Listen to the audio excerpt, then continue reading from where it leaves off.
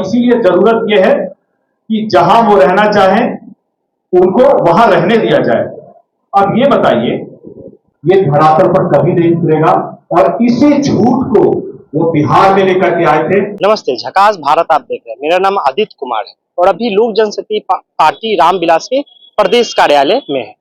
और अभी अरुण भारती माननीय सांसद जमुई ने कई आरोप अभी अपने परिवार पे लगाए हैं। साथ ही साथ प्रिंस राज जो राष्ट्रीय लोक जनशक्ति पार्टी के नेता है, उन पे भी उन्होंने आरोप लगाया है कि वो अपना नाम पहले प्रिंस राज लिखते थे, लेकिन अब जब वो विपक्ष में है तो अपना नाम प्रिंस पासवान लिखने लगे। साथ ही साथ वक्फ संशोधन विधेयक जो अब कानून का शक्ल ले चुका है, उसपे वो भी जेपीसी के मेंबर भी थे अरुण भारती। उन्होंने इस वक्फ संशोधन विधेयक पर भी अपनी बात रखी है। साथ ही साथ उन्होंने कांग्रेस पे भी कई आरोप लगाए हैं। राहुल गांधी के बिहार दौरे पे भी कई आरोप उन्होंने लगाया। राहुल गांधी पे उन्होंने बोला है पुस्तिका को, वो जो संविधान की पुस्तिका राहुल गांधी लेके चलते हैं, वो पुस्तिका को वो अपने दिल के पास न रखते, वो पीछे रखते हैं। और साथ ही साथ अपने परिवार पे संपत्ति विवाद पे भी कई आरोप उन्होंने लगाया है। साथ ही साथ उन्होंने पशुपति पारस जो उनके ससुर भी है, उन पे आरोप लगाया है कि चिराग पासवान जी की माता जी को वो नाम लेके संबोधित करते हैं और उनकी बड़ी माँ को वो भाभी बोलते हैं। तमाम चीजों को जानने के लिए शहर में नहीं आना चाहते हैं, कुछ समय के लिए आना चाहते हैं, लेकिन इसके बाद उनको वापस चले जाना चाहते हैं क्योंकि उनको वहां अच्छा लगता है। वो उस जगह के अलावा अलग अलग शहरों में रहने के हिसाब से नहीं रह पाते हैं और इसीलिए जरूरत यह है कि जहां वो रहना चाहें उनको वहां रहने दिया जाए। आपको भी पता है और बड़ी माँ ने भी कहा है कि वो चिराग जी के साथ खड़ी है। आपको भी पता है और बड़ी माँ ने भी कहा है कि वो चिराग जी के साथ खड़ी है, वो चिराग जी के पक्ष में खड़ी है। तो क्या इसी को लेकर के उनकी पत्नी और उनकी छोटी बहन उस घर में जाती है, जा करके वहां पे कमरे में ताला लगाने का प्रयास करती है, ताला लगा देती है। आप ये बताइए कि जब उस संपत्ति में 4 लोगों का हिस्सा है तो फिर 2 लोग भी जाकर के ताला क्यों लगाए? ये कहां से न्याय संगत है? और आपको जानकर के आश्चर्य होगा कि उसी घर के बगल में उन्होंने एक नया घर बनाया है, जहां पे हमारे संस्थापक स्वर्गीय रामविलास पासवान जी और रामचंद्र पासवान जी की मूर्ति लगी हुई है। उस घर को छोड़ करके यहां ताला लगाना, अगर संपत्ति का बंटवारा होगा, पूरी संपत्ति का बंटवारा होगा, सिर्फ एक जगह ही क्यों होगा, पूरी संपत्ति का बंटवारा होगा और चारों भाई बहनों को इसमें बराबर का हिस्सा मिलना चाहिए। और आप ये भी बताइए कि अगर उनकी मंशा सही थी तो अपने घर में बॉडीगार्ड को लेकर के अंदर कौन जाता है? कोई आकर कोई अपनी सुरक्षा करने को लेकर के साथ में घर के अंदर जाता है क्या?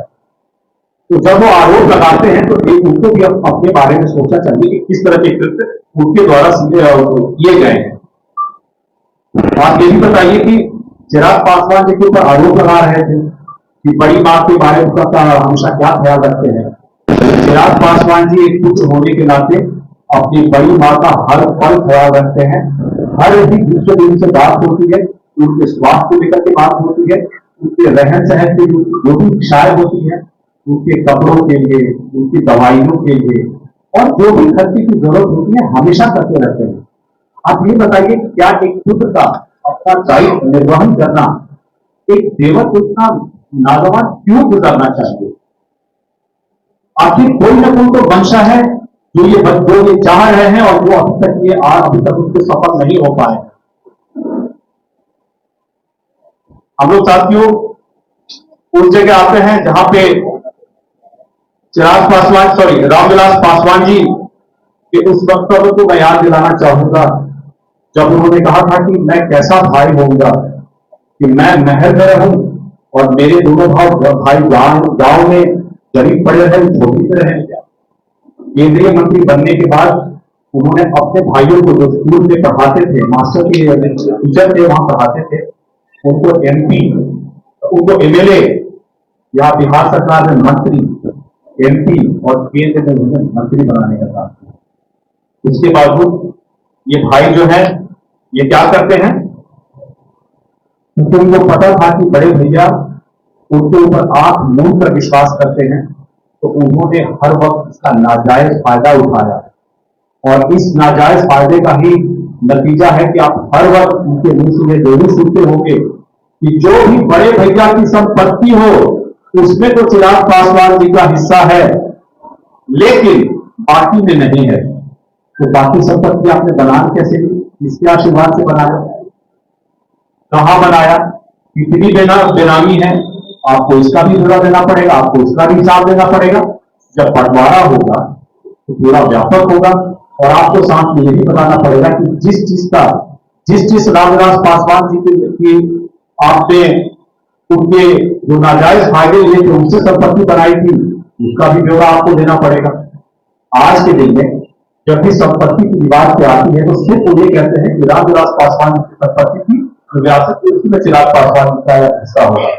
और मैं आपको ये भी कहना चाहूंगा कि इनकी नीयत, पशुपति कुमार पारिश जी की नीयत उनके बयानों से अभी रैया में खुल गई थी, जब उन्होंने ये कहा कि हम तो पिछले 10 साल से चाहते थे कि संपत्ति का बंटवारा हो। इस बयान के क्या मायने हैं साथियों? इस बयान के ये मायने हैं कि उनकी नीयत बड़े भैया की कुर्सी पर आज नहीं, बहुत पहले से थी। वो बहुत पहले ही चाहते थे कि इस राजनीतिक विरासत का और संपत्ति का बंटवारा आज से 10 साल पहले हो जाना चाहिए था। क्या वो ये कहना चाहते हैं कि रामविलास पासवान जी जिस वक्त केंद्र में केंद्रीय मंत्री थे, उनकी नजर उस कुर्सी पे थी उसी वक्त से? क्या इसी को क्रियान्वित करने के लिए उन्होंने ये इंतजार किया कि कब रामविलास पासवान जी कोरोना से जाएंगे और मैं अपनी साजिश को षड्यंत्र को मैं क्रियान्वित करूंगा? साथियों, इस बात को लेकर के हम लोग ये भी कहना चाहेंगे कि जब चिराग पासवान जी ने पार्टी को आगे बढ़ाने के लिए अलग अलग काम किए, अलग अलग कृत्य किए, तो उस वक्त चूंकि उनकी नजर उस कुर्सी पे थी, उन्होंने ही उसको इस बात पे उसकी डिफिकल्टी उनके सामने कठिनाइयां पैदा करनी शुरू की, और जिस कारण से चिराग पासवान की पार्टी का वो विस्तार नहीं कर पाए जो वो करना चाहते थे, तो पार्टी को वो काम नहीं दे पाए जो वो देना चाहते थे, क्योंकि पशुपति कुमार पारिश की नजर उसी वक्त रामविलास पासवान जी की कुर्सी उनकी पॉलिटिकल विरासत पर बढ़ गई थी। और पड़ी ही नहीं थी। आप ये बताइए कि अभी उन्होंने जिनको वो अपना भगवान कहते हैं, जिनकी वो फोटो लगाते हैं, उनके बारे में बात करके नहीं करते, उनकी जीवन में लिए गए कुछ फैसलों को लेकर के जिस तरह से उन्होंने सवाल खड़े किए हैं, क्या ये जायज है? क्या ये जायज है? क्योंकि वो व्यक्ति उन सवालों का जवाब देने के लिए आज यहां उपस्थित नहीं है, और उनके ऊपर जो उन्होंने आरोप लगाए हैं, जो सवाल पूछे हैं, उन सवालों का जवाब मैं नहीं दे सकता हूं, चिराग पासवान जी नहीं दे सकते हैं। उन सवालों का जवाब सिर्फ और सिर्फ रामविलास पासवान जी ही दे सकते हैं। अभी उन्होंने जब चिराग जी की मां को उस सभा में, अपनी महफिल में जब उन्होंने कहा, तो उन्होंने रीना शर्मा कहकर के बुलाया। साथियों, एक समय था जब उनके पैरों को हाथ लगाते ये नहीं करते थे, जब रामविलास पासवान जी जीवित थे, और आज सिर्फ और सिर्फ अपनी राजनीतिक मंशा के लिए, अपनी पॉलिटिकल विरासत के लिए उनको ब्राह्मण कहने का ये दुष्कर्म कर रहे हैं। तो उनको भी पता है कि वो ब्राह्मण समाज से नहीं आती, उनको भी पता है वो किस समाज से आती है, तो उसके बावजूद इस तरह का अलग आरोप लगाना, रामविलास पासवान जी की पॉलिटिकल लेगेसी को हथियाने की कोशिश आज से 10 साल पहले करना, ये साथियों सरासर गलत है। सवाल की बात यह है कि वो बड़ी मां को भाभी कहते हैं, चिराग पासवान जी की मां को रीना शर्मा कहते हैं। जब सत्ता में होते हैं तब दोनों भाभियां होती हैं, और जब सत्ता से बाहर हो जाते हैं, जब अपनी प्रासंगिकता समाज के सामने साबित करनी होती है, तो बड़ी मां को भी भाभी कहते हैं, लेकिन उसको चिराग पासवान जी की मां को वो रीना शर्मा कहते हैं। ये इस तरह का दोहरा चरित्र क्यों? जब आप परिवार की बात करते हैं, आप हमें ये दुहाई देते हैं कि आप लोगों को परिवार की बात उठा करके जनता के सामने इस तरह से पब्लिक फोरम में डिस्कस नहीं करना चाहिए, तो आप इस तरह की अनर्गल बातें क्यों करके जनता के सामने इस तरह के आरोप लगाते हैं? मैं तो ये भी कहूंगा कि चिराग पासवान जी को लेकर के जो लगातार उनका वक्तव्य रहा है, जब वो सत्ता में थे और चिराग पासवान जी सड़क पे थे, तब ये कहते थे कि ये हमारा खून नहीं है, और जिस दिन उन्होंने केंद्रीय मंत्री का वोट दिया था, शपथ लिया था, तो ये कहते हैं उसका बड़ा बेटा है। मतलब जब हम सत्ता में रहेंगे तो वो खून खराब हो जाएगा, और जब हम सत्ता में नहीं रहेंगे तो वो बड़ा बेटा हो जाएगा, वो हमारा खून हो जाएगा। ये दोहरा चरित्र आदमी को, खास करके जो सार्वजनिक जीवन में होता है, इससे बचना चाहिए। साथियों, इसके बाद उन्होंने वक्फ बिल पर, क्योंकि हम लोगों के, हमारी पार्टी के लिए बहुत जरूरी है, वक्फ बिल पर उन्होंने कहा कि हम इस बिल का विरोध करते हैं। मैं उनसे पूछना चाहूंगा कि इस बिल में 44 संशोधन थे, किस संशोधन पे आपका विरोध है? और इस हर 44 संशोधन जो आए थे, उस पे आपकी पार्टी का हर उस 44 संशोधन पर क्या विचार है, इस बारे में भी जनता को स्पष्ट करना चाहिए, ताकि मुस्लिम समाज को भी पता चले कि इनका विरोध किस बातों पर है। बहरहाल मुझे पता है पढ़ाई लिखाई तो करते नहीं है, मुंह में जो आया भर देते हैं, तो इस बारे में आपको जवाब मिलेगा नहीं, लेकिन हाँ, इस बारे में उनका जवाब आए ये मैं जरूर चाहूंगा। अब हम आते हैं साथियों पृथ्वीराज पासवान जी ने, जिन्होंने भी उस वक्त उन्होंने अररिया की सभा में कुछ आरोप लगाए, तो उस बारे में भी मैं थोड़ा विस्तार से बात करना चाहूंगा। सबसे पहले चिराग पासवान जी को उन्होंने कहा कि वो घर के बड़े बेटे हैं। आज लगभग 4 सालों बाद मैं ये खास करके प्रिंस राज जी का बहुत ही धन्यवाद कहना चाहूंगा कि उन्होंने ऐसे जितने भी कयास थे, ये हमारा खून नहीं है, ये हमारे परिवार का नहीं है, इस बात को सरेआम पब्लिक के सामने माना कि वो घर के बड़े बेटे हैं। लेकिन आप मुझे ये बात बताइए कि जब जून 2021 में जब चिराग पासवान जी खड़े थे गेट पर हाथ में कैमरा लगाए हुए, तब उस बड़े बेटे के लिए दरवाजा क्यों नहीं खुला था चाचा जी के घर का? ये भी प्रिंस पासवान जी बताए, क्योंकि वो उस घर में मौजूद थे। जब वो सत्ता में होते हैं, जब वो सांसद होते हैं, तब उनका खून अलग हो जाता है, और जब वो सांसद में सत्ता में नहीं होते हैं तो चिराग पासवान जी बड़े भैया हो जाते हैं। प्रिंस राज जी, आपको इस बात का जवाब देना पड़ेगा। जब उसी के कुछ समय बाद जब घर वो खाली हो रहा था और प्रिंस जी मात्र 5 किलोमीटर दूर थे, जिस तरह से बड़े आवेश में जवाब दे रहे थे अररिया में, उस वक्त कहां थे वो? क्या वो उस वक्त जाकर नहीं बोलते कि बड़े भैया हैं आप घर के, चलिए मैं आपको अपने घर ले चलता हूं, आपका ये घर खाली हुआ तो क्या हुआ, आपके चाचा का और आपके छोटे भाई का घर आपके लिए है। तब कहां थे प्रिंस पासवान जी? शायद कहीं पार्टी पकड़ने में व्यस्त रहे होंगे, इसीलिए समय पर नहीं पहुंच पाए। तब कमाल की बात यह है कि जब हम आह भी करते हैं तो हो जाते हैं बदनाम, और वो कत्ल भी करते हैं और चर्चा नहीं होती। साथियों, उसके बाद प्रिंस राज जी ये आरोप लगाते हैं कि 2020 में चिराग पासवान जी ने जब अकेले लड़ने का निर्णय लिया, तब उन्होंने वोट बैंक की पॉलिटिक्स की। साथियों, मैं आपको दिखाना चाहूंगा कि जब चिराग पासवान जी 2020 में अपनी पार्टी के अस्तित्व को लेकर के लड़ाई लड़ रहे थे, तब प्रिंस राज पासवान जी उसके साथ ही थे। तब क्या ये विचार, ये सद्बुद्धि उस वक्त कहां थी? जिस वक्त अपने भाई के साथ प्रचार कर रहे थे, उस वक्त अगर चिराग पासवान जी वोट बैंक की राजनीति नहीं कर रहे थे, अगर वो वोट बैंक की राजनीति कर रहे थे, तो प्रिंस राज जी क्या कर रहे थे? आप देख लीजिए, आप दे लीजिए, आप इसको तो मैं दे दूंगा। आप देख लीजिए कि प्रिंस राज जी उसको क्या कर रहे हैं, इसको अपने साथ में वो भाषण दे रहे हैं। इसी तरह से अपने ट्विटर हैंडल पर भी पोस्ट करते हैं कि मैं इस सभा में गया हुआ हूं बड़े भाई के साथ। ये क्या, जब प्रिंस राज जी जब भाषण दे रहे हैं, तब ये वोट बैंक की पॉलिटिक्स नहीं है।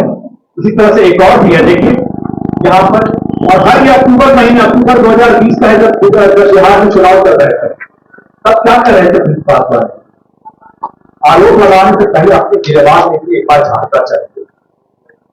आपको याद होगा साथियों कि 2024 में जब लोकसभा का चुनाव हो रहा था तो जमुई में एक सभा में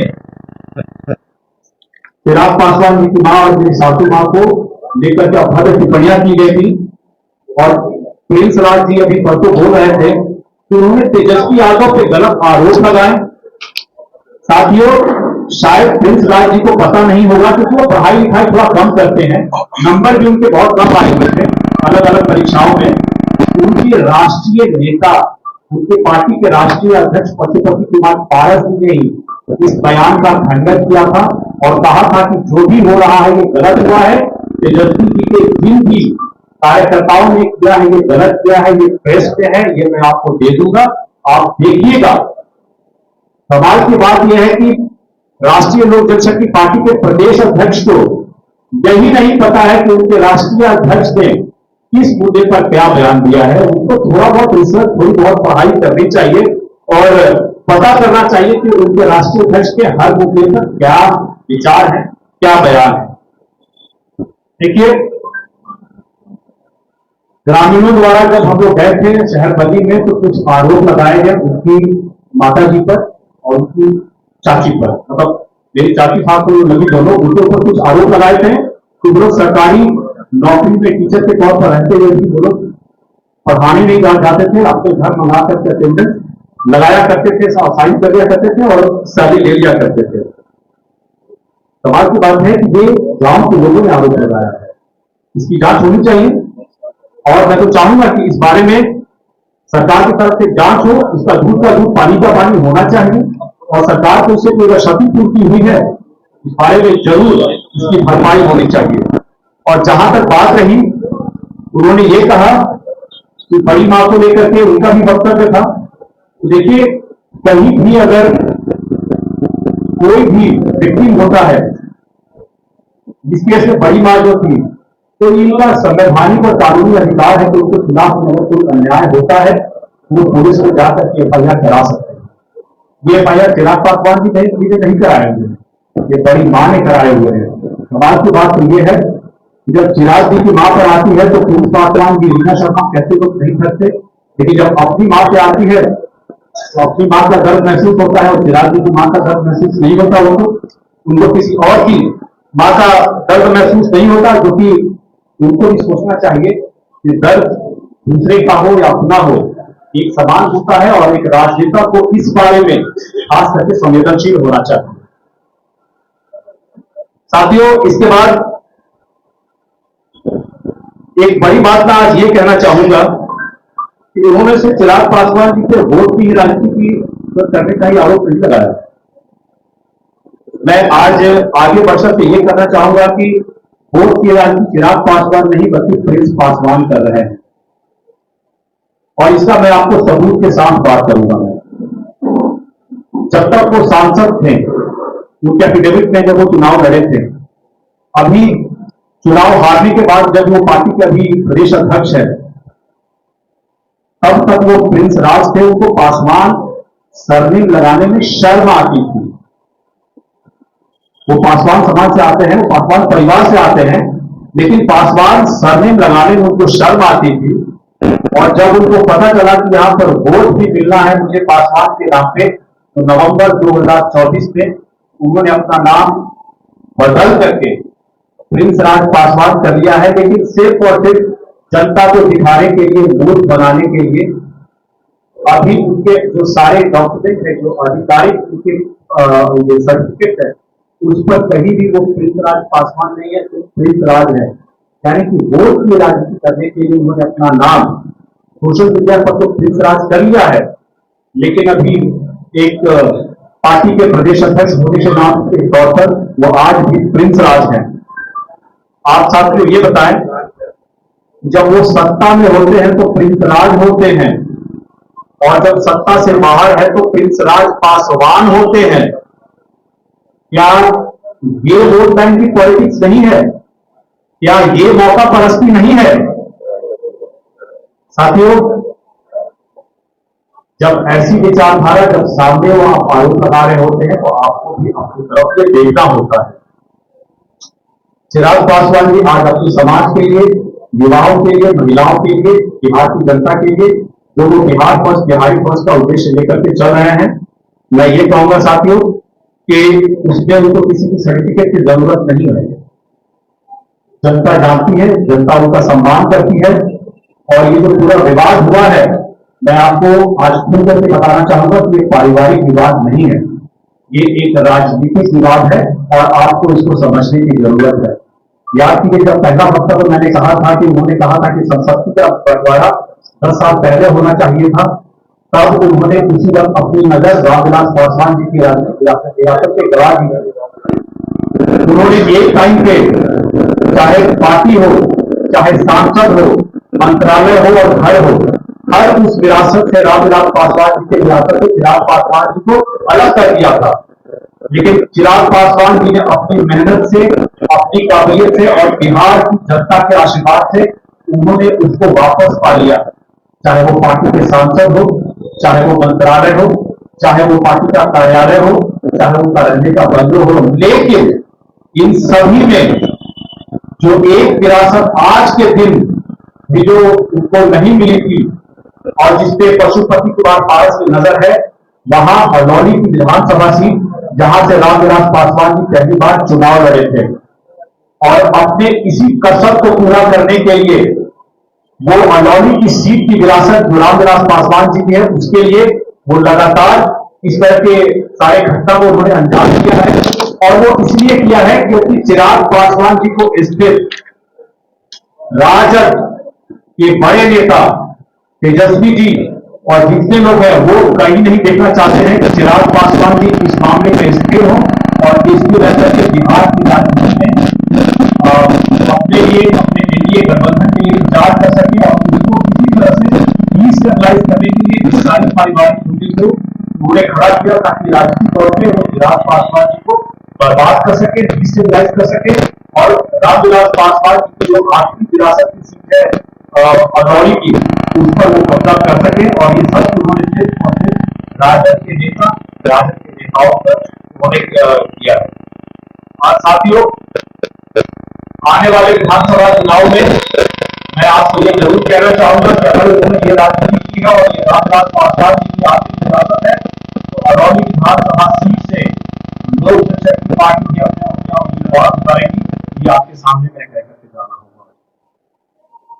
अभी मेरे अपने खत्म करना साथियों, बस एक और अंतिम मैं आपको बताना चाहूंगा कि एक हमारे बड़े साधु हैं, अदित कुमार साधु, उन्होंने भी कई अलग अलग मौकों पर अलग अलग बयान दिए हैं और सिर्फ बात की है। और जिस तरह से उन्होंने बातों को रखा है, कहीं तो भाषा की मर्यादा को पूरा नहीं करता, लेकिन क्योंकि मुझसे बड़े हैं मैं कुछ नहीं कहूंगा, लेकिन मैं उनको 4 लाइनें जरूर कहना चाहूंगा कि वो एक समंदर संभालने में लगे हुए हैं, वो एक समंदर संभालने में लगे हुए हैं, हमारी कमियां निकालने में लगे हुए हैं।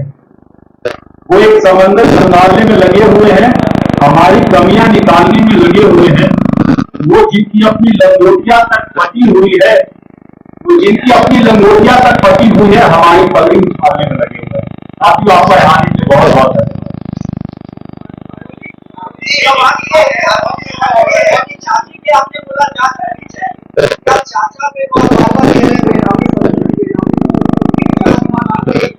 एकदम होनी चाहिए, हर किसी की संपत्ति की जांच होनी चाहिए जो राजनीतिक जीवन में है।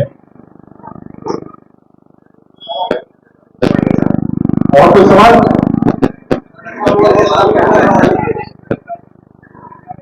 बहुत बहुत धन्यवाद।